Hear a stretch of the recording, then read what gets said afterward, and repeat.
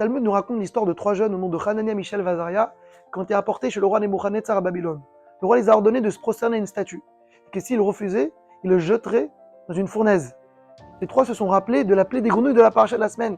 Les grenouilles sont rentrées partout, dans les chambres, dans les salons, dans les cuisines et même dans les fours, alors qu'ils n'avaient pas l'obligation de mourir pour Dieu. Et ils se sont dit que si les grenouilles qui n'ont pas eu l'ordre de mourir pour Dieu, ils l'ont fait quand même, à plus forte raison, nous, qu'on a la mitzvah de sanctifier le nom de Dieu, qu'on ne doit pas se prosterner à la statue et mourir pour Hachem. Et c'est qu'est-ce qu'ils ont fait? On les a pris, on les a jetés dans la fournaise. Mais là, quand on regarde les textes de la paracha, il y a une question qui se pose.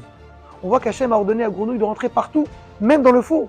Donc les grenouilles, ils ont eu l'ordre de rentrer dans le four et de mourir pour lui.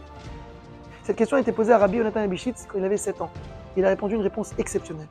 Il a dit, certes, c'est vrai, les grenouilles avaient l'ordre de rentrer partout, même dans les fours. Mais Dieu n'a pas ordonné et désigné quelle grenouille va rentrer où. Chaque grenouille aurait pu dire, moi, pourquoi rentrer dans le four? Je préfère être dans le lit de Pharaon, dans la cuisine, dans le salon. Pourquoi mourir pour Dieu? Il y a quelqu'un d'autre qui peut faire ça, des autres grenouilles. Les grenouilles qui sont rentrées dans le four et qui sont morts pour Hachem, ils n'avaient pas l'obligation, mais ils l'ont fait quand même parce qu'ils savaient qu'il y avait un ordre de rentrer aussi dans les fours.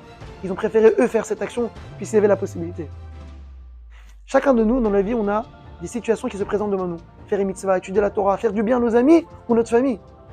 On peut réagir de 2 façons. On peut se dire, pourquoi moi? Quelqu'un d'autre peut le faire. Ça ne m'arrange pas maintenant, je n'ai pas un intérêt. Trouver des excuses. Une autre façon de réagir, c'est de te dire, si cette mitzvah, cette action s'est présentée devant moi, c'est à moi de la faire. Et surtout, peut-être que c'est ma mission, comme c'est connu, ce que le Baal Shem Tov dit, qu'une Neshama descend 70 ans, 80 ans sur terre, pour seulement peut-être faire une bonne action et aider un juif matériellement ou spirituellement. Donc on peut faire comme ces grenouilles et chercher des excuses et partir à droite à gauche, ou prendre cette action, cette mission qui s'est présentée à moi, de dire peut-être que c'est mon action, c'est ma mission sur terre, et la faire. Et finalement, les seules grenouilles qui sont restées vivantes, c'est les grenouilles qui sont rentrées dans le four, qui sont morts pour Hachem, ils ont eu une récompense et ils sont restés vivants. Ces 3 jeunes aussi, qui ont été jetés dans la fournaise, ont été sauvés par miracle, ils sont restés vivants. Donc finalement, quand on ne fait pas trop de calculs et il y a des actions qui se présentent devant nous, on court pour les faire, pas seulement qu'on gagne de cela, mais on montre l'exemple aux autres de faire la même chose, de faire des missions sans intérêt. Et c'est sûr que quand on aidera son prochain de cette façon, on pourrait déclencher la Géoula très prochainement. Shabbat Shalom à tous.